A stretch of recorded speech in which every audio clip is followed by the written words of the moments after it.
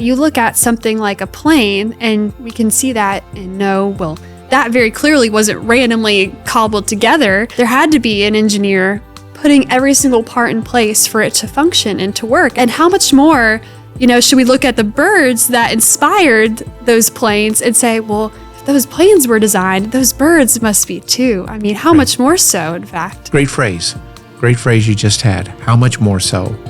Because when we look at creatures, we do see corresponding features between man-made things, human-engineered things, and God-made things. The way a bird controls itself in flight, and we could even multiply it by the way different birds control themselves in flight, just makes this incredibly engineered fighter plane look so primitive. And I'm not taking anything away from the engineering of the fighter plane. I'm just saying that birds are so much more.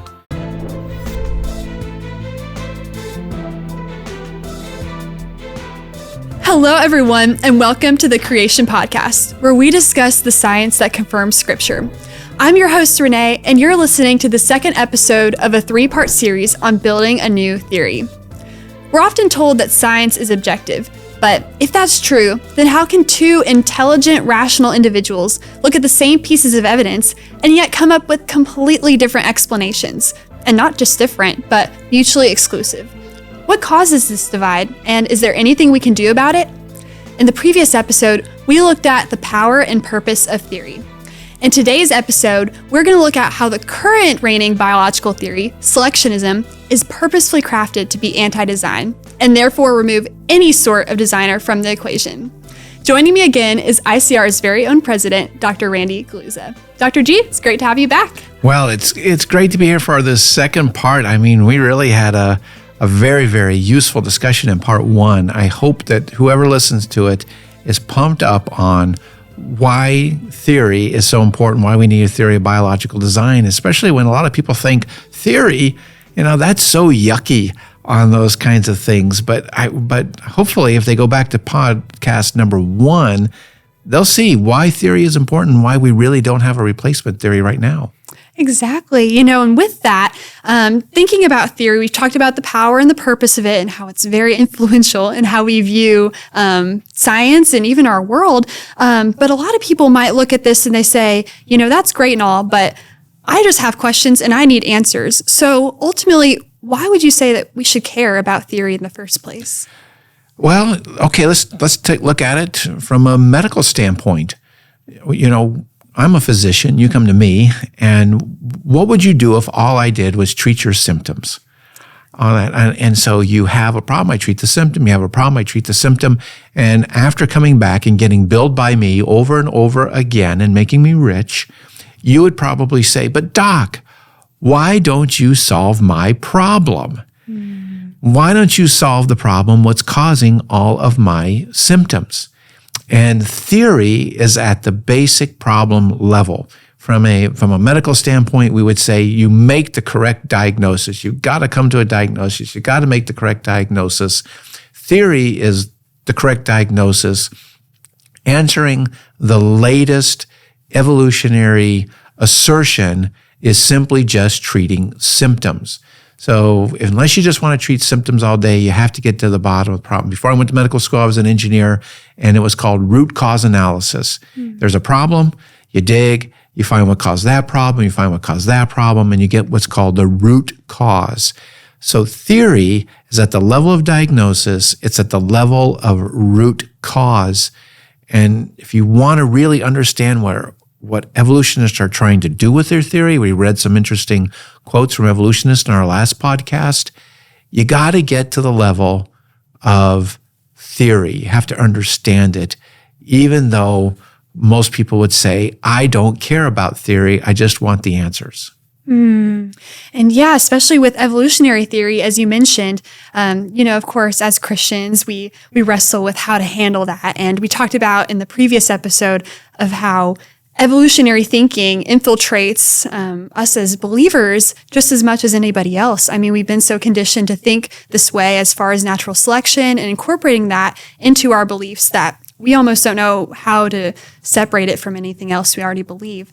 And so as far as evolution goes, why doesn't matter that we should do anything about it? Why should we just not leave it as, well, people can believe what they want to believe about evolution, and, we'll just kind of separate ourselves from that? Why do you think it's so important to be able to address this topic? Right. And to put it in the generation of the millennials or whatever, they would say, why does something matter? Fill in the blank. Why does it matter? Why does theory matter? Why should we care about a theory of biological design? Well, let me give you two from just my own personal history, because I did not grow up as a believer. In fact, I grew up as an ardent evolutionist. You're probably shocked to find out, like, what? Yeah, but I was. And I now realize that my view of God was fundamentally changed by evolutionists, not by anything they really said about God whatsoever. They changed my view of God by changing my view of his creatures. Instead of seeing these creatures as a finished product, an exquisite work of an incredible engineer, I saw them as a hodgepodge of collective mistakes, a continuous work in progress that was never finished and had problems with it from head to toe. And therefore, my view of who God was changed by how I understood his creatures. On that, I saw a defective view of the creature, and therefore it led me to a completely defective view of God. Do you know who understood that very well? Darwin. Darwin knew you don't have to come out and throw stones at God. You don't have to come out and say God isn't real. You don't have to come out and say God is dead. You just have to come out and say everything you think needs God really doesn't. And everything that you're showing his exquisite genius and design really isn't. And in fact, he's saying things that you attribute to the loving kindnesses of God were really the products of a selfish struggle to survival of the fittest. Therefore, what you think is the handiwork of a loving God is really nothing but the self-centered expression of each creature as they try to step on the one next to it to get ahead. Now, wouldn't that change your view of God? Yeah, it almost reminds me of, where have I heard this before? In the Garden of Eden with the serpent. Did God really say? Right. Did God really say that he's loving? Did he really say he created creatures after their own kinds? Did he really say he made you in his image? Right. And completely twisting that thinking. And that's exactly what Darwin did. And I was twisted. So one reason is it changes your view of God. Number two, it changes the view of young people. When I was a young person growing up, survival of the fittest explained my worldview. It explained good and bad. It explained why certain things happened to some people and not to others. It was survival of the fittest. Mm-hmm. It explained why and how I should treat classmates and other people was survival of the fittest. Wow. And now I realize, looking back at history, and I did a podcast with Trey a few months ago, it explains the beginning of World War II. It explains why we have Holocaust. It explained eugenics. It explained so many things that I didn't even know, but it was changing my view of the world, was this whole idea of survival of the fittest. So if you're interested as a Christian and as a creationist in people's view of God, if you're interested in how young people are being taught to view the world, then a theory matters. And in fact, if you're interested in public policy, a theory matters. Wow. So what I'm hearing is that we should care because the implications of theory doesn't just stop at science. It infiltrates, how we view the world, how we treat other people, how we view ourselves, and really we're all worshiping something, so it leads to what we're ultimately going to worship as well.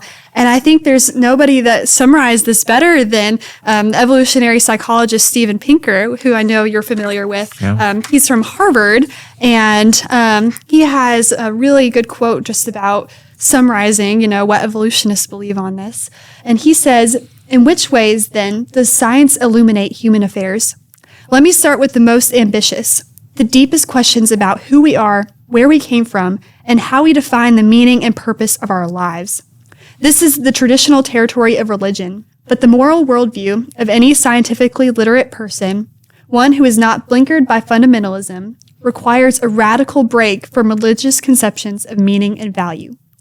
To begin with, the findings of science entail that the belief systems of all the world's traditional religions are factually mistaken.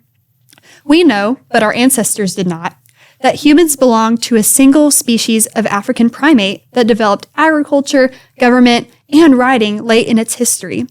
We know that our species is a tiny twig of a genealogical tree that embraces all living things and that emerged from prebiotic chemicals almost 4 billion years ago. In other words, the worldview that guides the moral and spiritual values of an educated person today is the worldview given to us by science.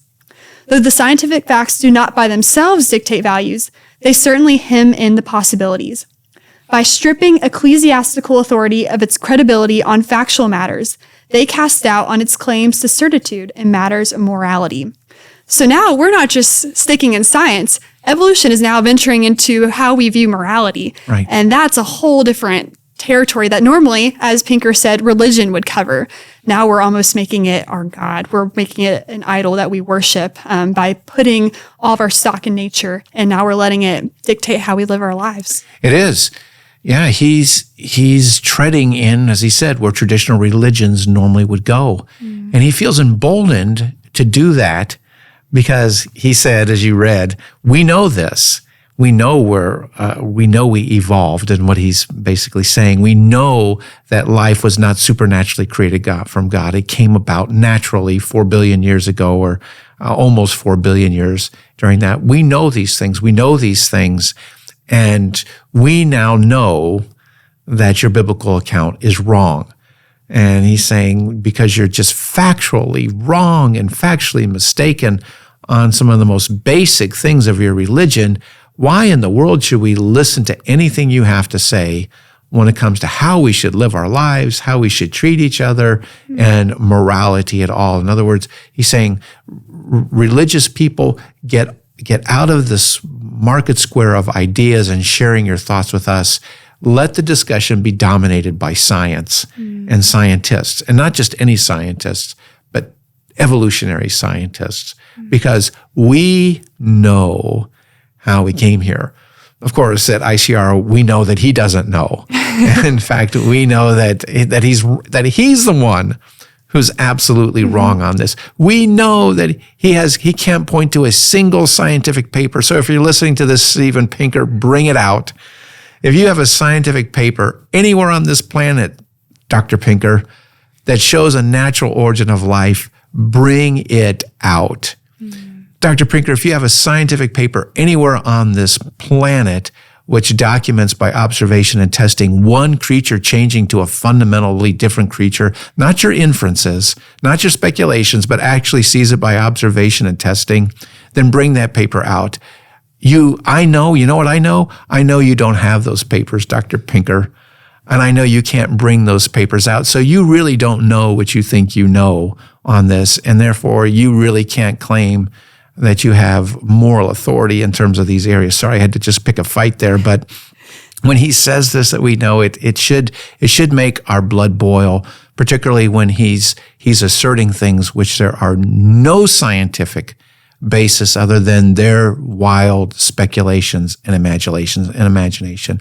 But there aren't any real papers in that.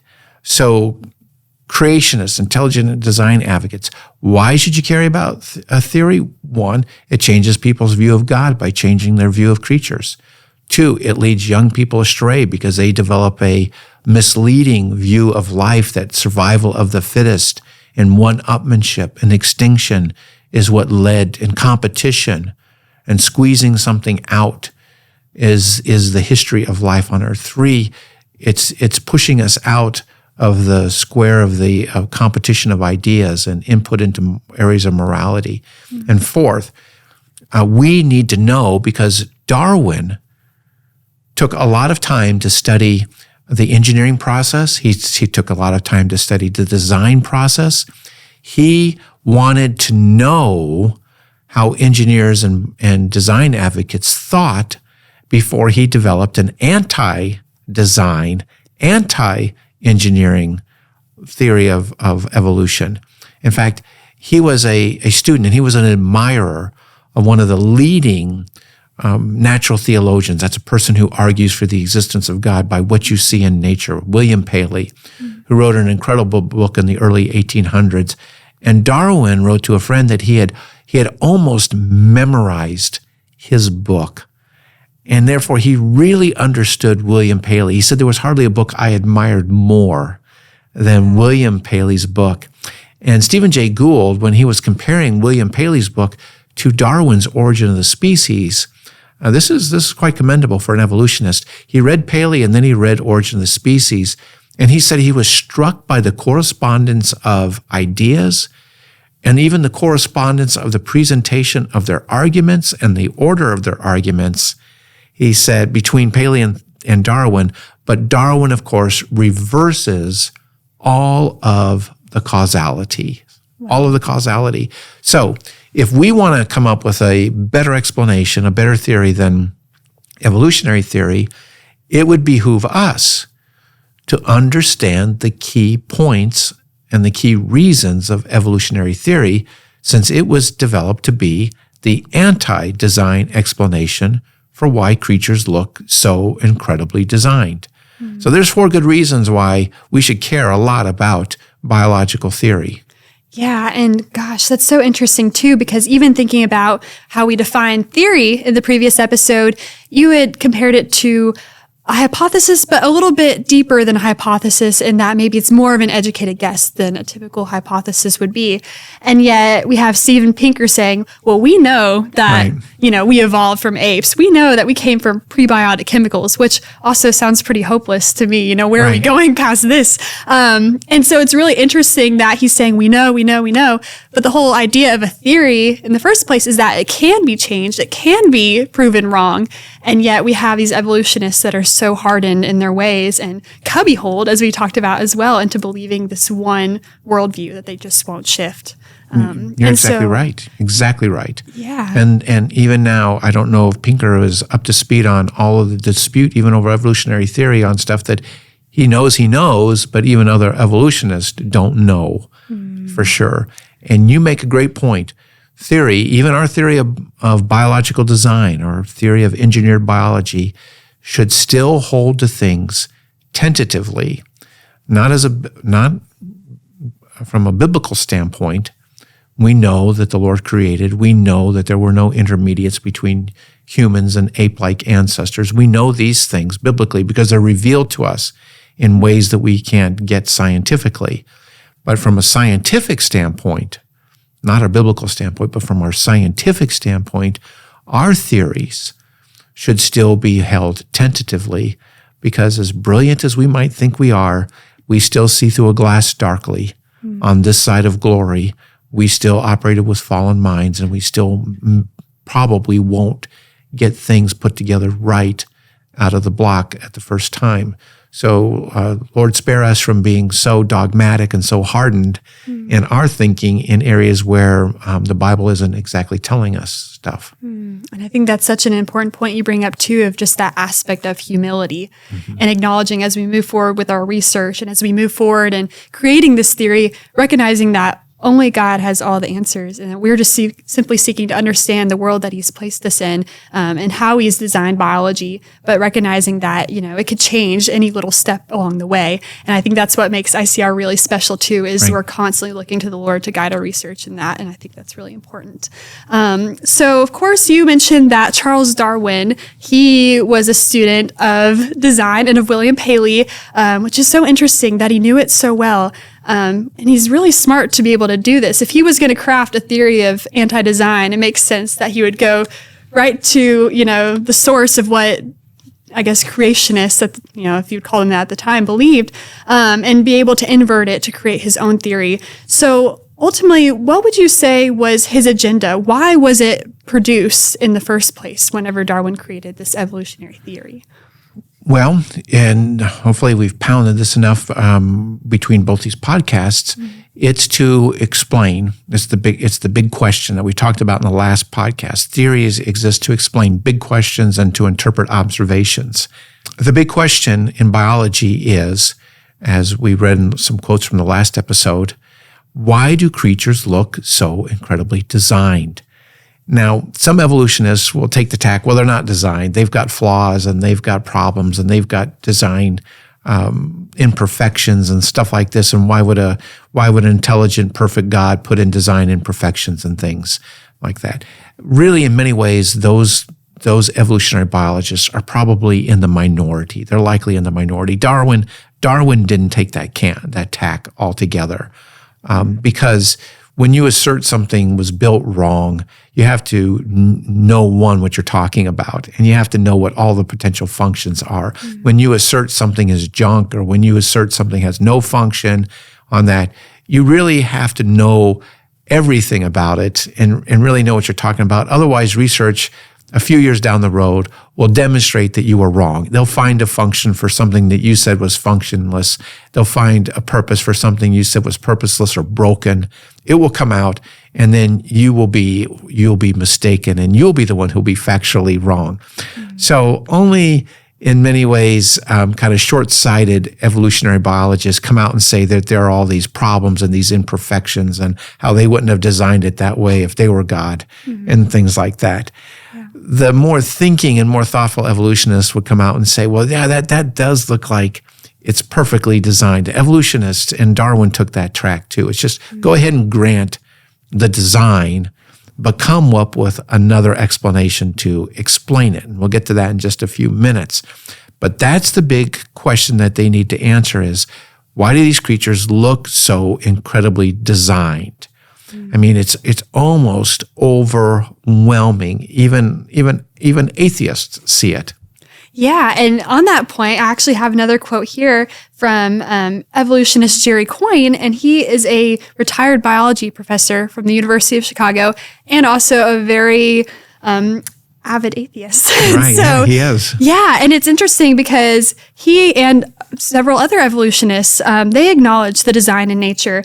Jerry Coyne says, if anything is true about nature, it is that plants and animals seem intricately and almost perfectly designed for living their lives. Nature resembles a well-oiled machine with every species an intricate cog or gear. What does all this seem to imply? A master mechanic, of course. So here we have an atheist who's saying, well, this implies a master mechanic. You know, and it just almost points to, well, it really does point to what Scripture says about they're so blinded to the truth. They just have a veil. They can't see it. Where they innately know that there is a creator. They are able to see the design in nature. They're able to even say it, like there's a master mechanic, and yet they can't admit when they're wrong. And I think that is such an important point to note that even evolutionists are beginning to contradict themselves. Well, he does. He's honest enough to say that this all applies a master mechanic. In his book, the book that he wrote this from, he does try to point out some imperfections in creatures. He uses the appendix, and he ended up being foolish on this, saying that it had no purpose. It was functionless. That why would God put this there? All it seems to do is give people lethal cases of appendicitis and stuff like that. But by and large, what he said in this quote, he recognizes. So really, if living creatures and living things were just full of totally broken stuff, bad design, clunky features, nobody would be saying that this looks like it was really, really highly engineered. But from the molecular level to the system level, organ level, I mean, people are seeing things fit together, even as he mentions their ecosystem, where one creature fits with another creature and they seem to support each other in these ways, in symbiotic relationships. They're all fitting together so well. So what does all this seem to imply? Well, it's a master mechanic, someone who can see everything and knows everything about everything and puts it all together. So he sees that there, and that's so consistent with Romans chapter 1, where Paul says that these unseen features about God are clearly seen. He says they're plain. They're right before their eyes. That's what he's saying in Romans chapter 1, verses 18 to 25. It's not hidden. It's as plain as the nose on their face that these creatures were designed and engineered. He says you can understand unseen things about God, his eternal power, that is his infinite power, his Godhead, his infinite wisdom and ability to control these things by the workmanship you see in other creatures. And therefore they go on to come up with explanations to deny it. And in reality, Jerry Coyne and others, they just reject that revelation. They reject what he even says, what it seems to imply. And this is the thing. It's not that there is this massive evolutionary process that's out there. It's not that he's looking at papers which actually saw one creature turn into another creature. It's not like Jerry Coyne is reading papers where someone came up with a totally natural, experimental, natural origin of life. He's not reading any papers on that any more than Steven Pinker is.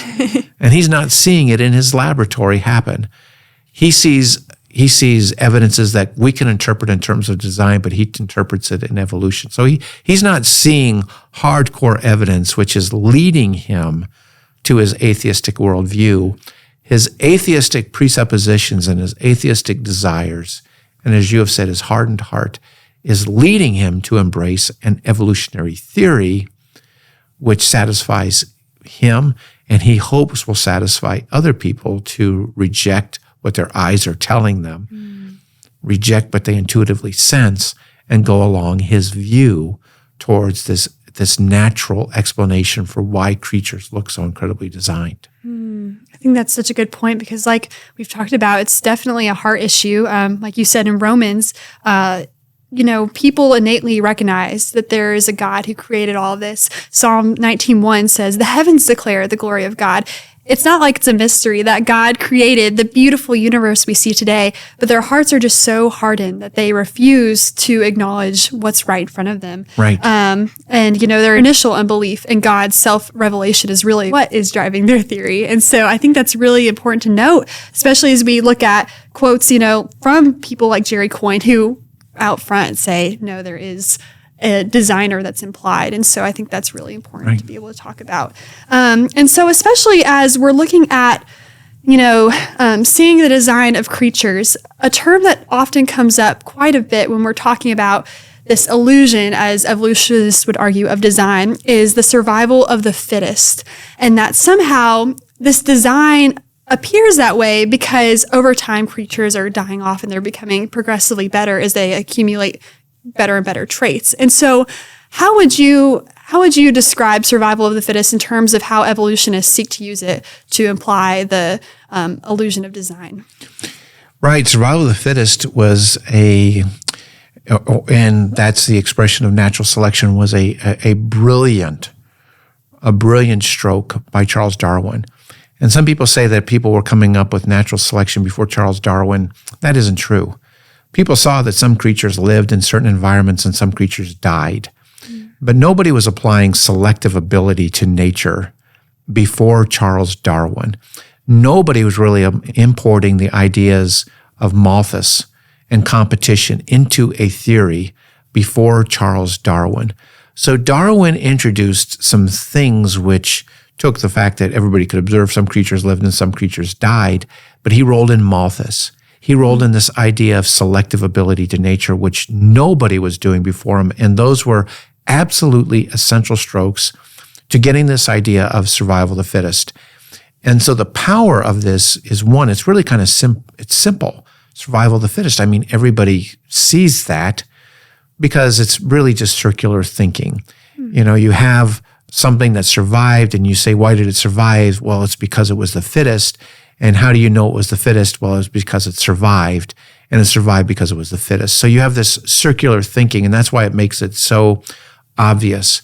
But what Darwin put together was a completely different way of looking at what you saw in nature. And a lot of it has fanciful elements to it altogether, but it's his way of looking at things. So Darwin speculated that nature could operate like a breeder. And in his book, Origin, he compared it to pigeon breeders because he saw that these breeders, by selecting for certain traits, they could end up getting, within just a very short period of time, a huge variety of traits on the pigeons big pigeons, small pigeons, fancy pigeons, less ornate pigeons, all these different kinds of things, because they could select for one trait or the other. And so he made an analogy which was totally illegitimate. And it was initially spotted by other scientists of the day, and his analogy was comparing nature to a human breeder. And it was initially spotted and rejected by scientists, not only in Great Britain, but in France and other parts of Europe as well, because they said nature is not like a human breeder, because human breeders have a brain, human breeders have intelligence, human breeders have volition, and therefore they're making these purposeful selections, but nature has none of those things and has no intelligence, has no volitions, it can't do it. And the head of the French Academy of Sciences said that Darwin was just having these silly personifications of nature. But Darwin ignored it, and he pursued on, and he set up a scenario, like this little narrative. And he said that for his theory, for people to understand it, to work, that in any one generation, more offspring are born than resources available to them. So you have more offspring, fewer resources. And they all want to live, therefore they will compete with each other. And a competition is supposed to segregate the best. And that was a brilliant idea, because it gave his idea, his way of interpreting the world, an upward trajectory. This one was better in this generation. And so its traits get passed on to the next generation.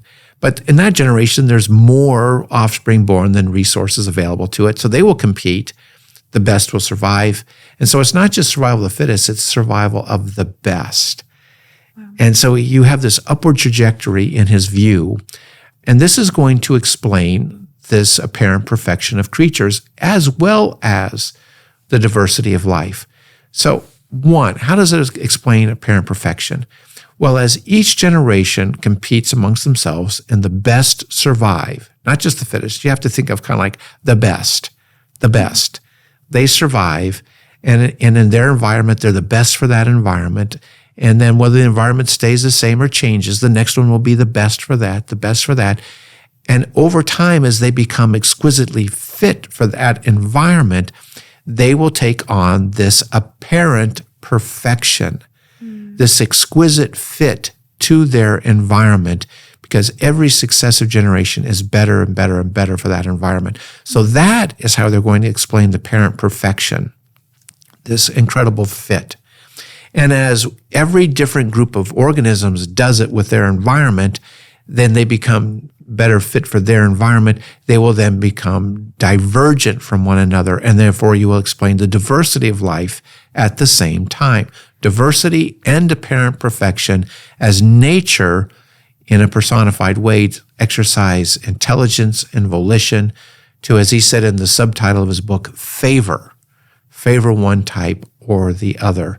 And so survival of the fittest, i.e. natural selection, this projection of selective ability, is absolutely and totally fundamental to Darwin's theory. And nobody before Darwin was applying selective abilities to nature. That was an invention of Darwin himself that he should get the credit for. Yeah. And it's really interesting because as you were talking too, I just was thinking back to high school and seeing the pictures of like Darwin's finches, on the Galapagos Islands, and how all these different finches with these different beaks, they, prospered supposedly because, the fitter, I guess, birds survived and thus, they thrived. But then whenever there was lack of a resource, then another type came up. And, Darwin's theory is ultimately implying that, sure, creatures look engineered, but that's just because death made them that way over time as the weaker ones were dying off and the stronger ones were surviving. And so there's really no purpose to it at all. And it's really sneaky how he does that. And so we talked about how his goal, of course, was to create a theory that was anti-design, but I'd love to transition now into how did he make that happen? What are some of the essential elements required that he had to have for it to work? Well, he needs to explain two important qualities of living creatures. Unlike this table, you and I can exercise agency. And we want to do things. And agency is that ability to carry out actions as an autonomous entity. You're an autonomous entity. You want to do things. You can carry out those actions. And you want to achieve specific outcomes. That's your agency, and creatures do it. In fact, I don't know really any creatures that don't exercise some type of agency there. And then you see evidences of agency. When we build things, somebody built this table. This is an evidence of agency. This is an evidence that somebody was doing something. So we see agency in creatures, and we see creatures exercise agency. So this idea of agency needs to be explained because it's fundamentally different in creatures than in non-living things, inanimate things. And agency and the next idea are kind of closely related, and that's purpose. When you look at creatures, they seem to have parts that work together for a purpose. Eyes have a purpose. Ears have a purpose. Your heart has a purpose. And so you're seeing throughout biology this idea of this is working for a purpose. This is working for a purpose. So Darwin needed to explain agency and purpose. That's no small order, but Darwin, in the minds of many people, seemed to really, really pull it off in an exquisite fashion.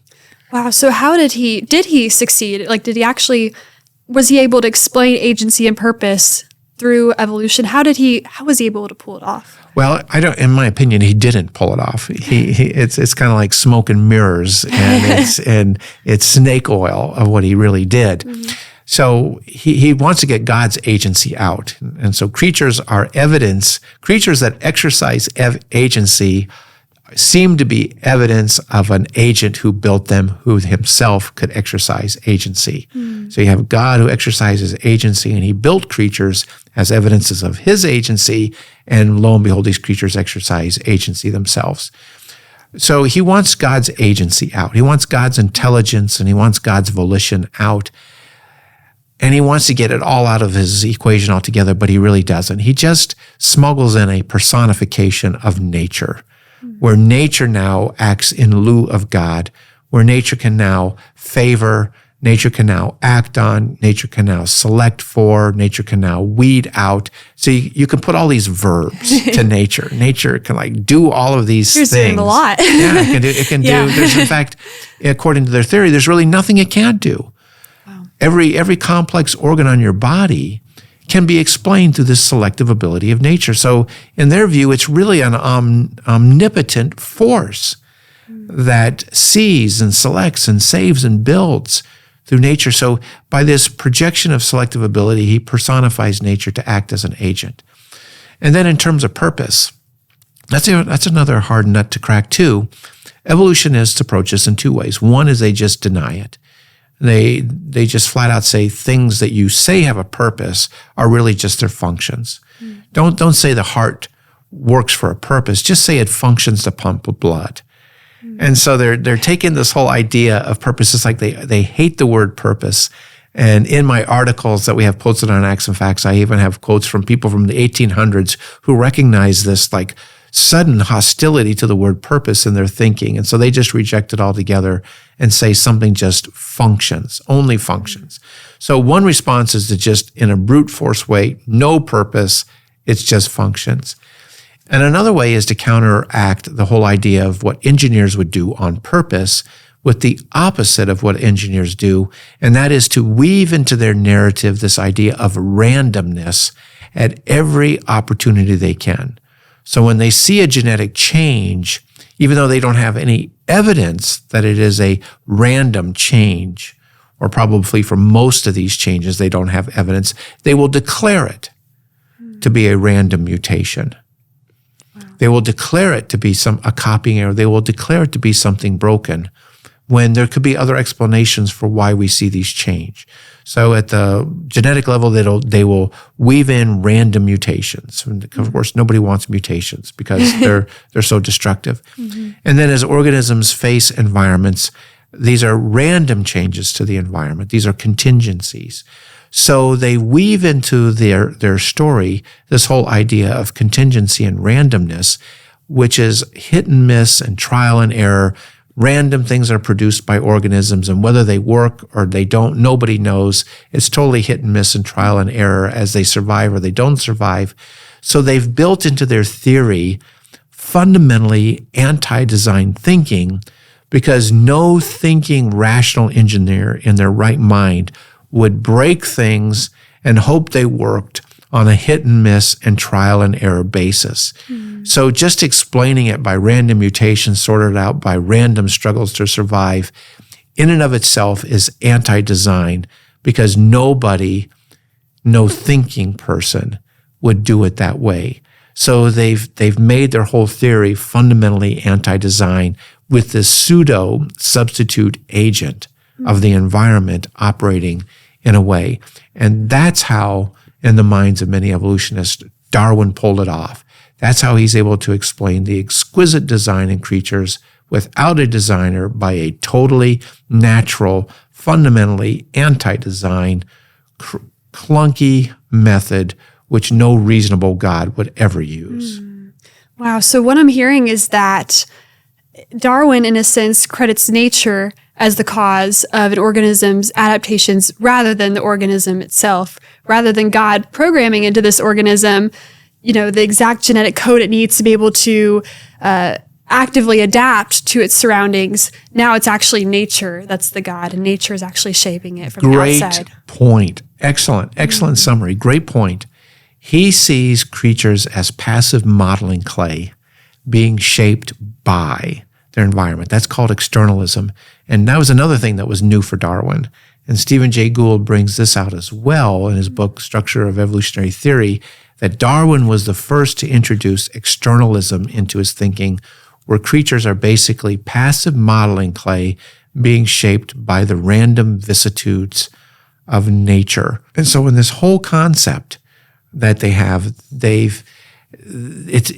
see these interesting contradictions. You see creatures which are refined over time by nature to be exquisitely perfect and fit to their environment, and honed over millions of years to be so highly intelligently designed, but the process that got them there was trial and error, hit and miss, where creatures are cobbled together, almost jury-rigged together, but given a long enough time, all of that jury-rigging ends up into creatures who appear to be incredibly intelligently designed.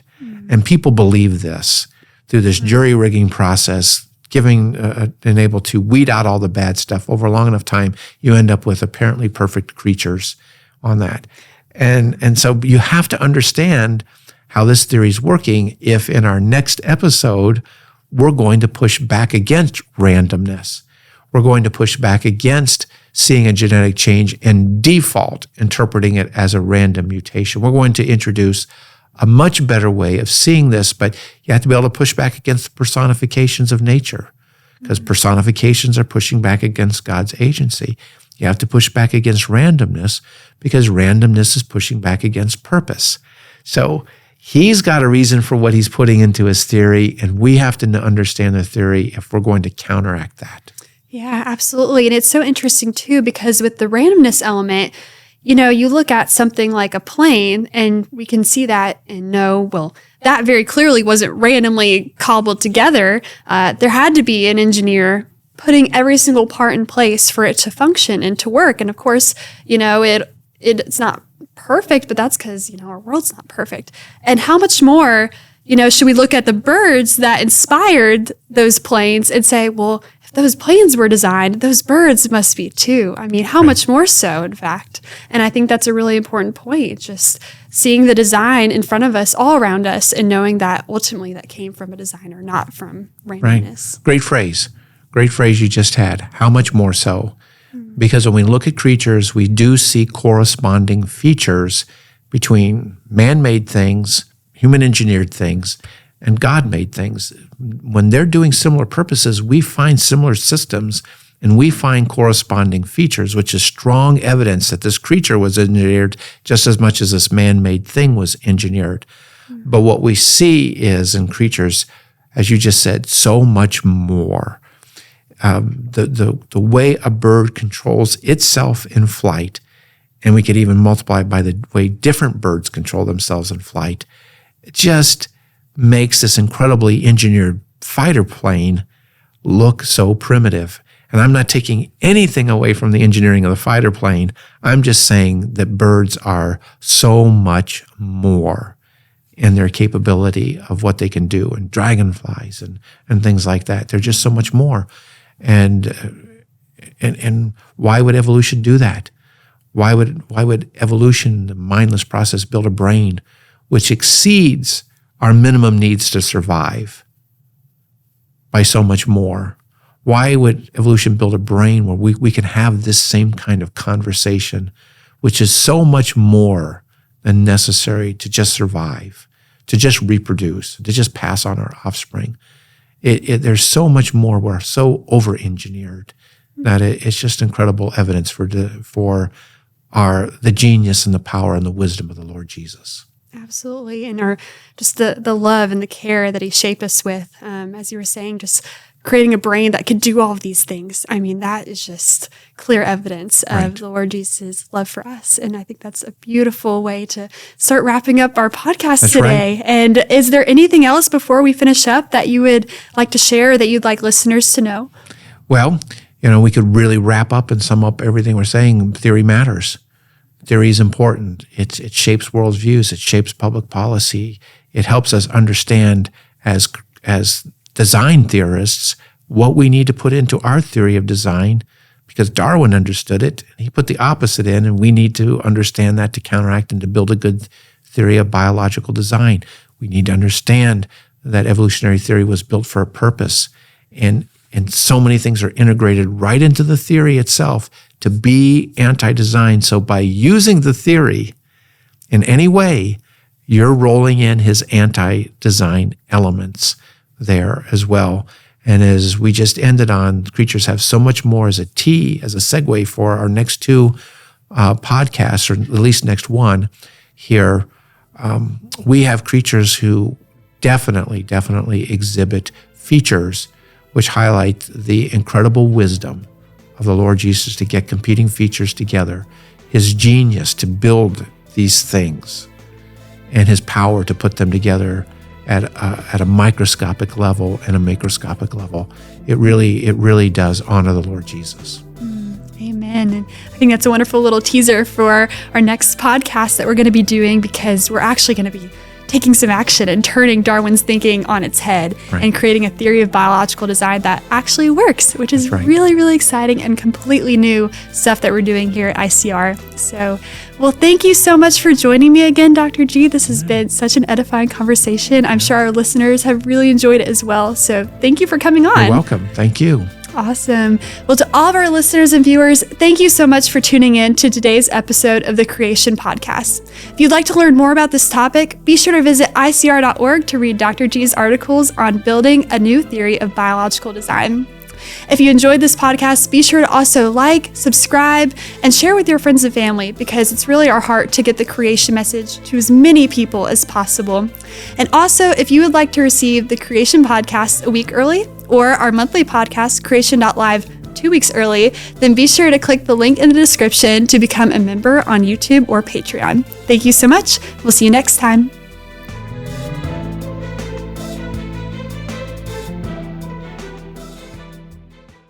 We want to say a huge thank you to our members and patrons. If you'd like to see your name here and unlock perks like early access to our podcasts, members-only polls and live streams, behind-the-scenes footage, or exclusive video content, links are in the description below.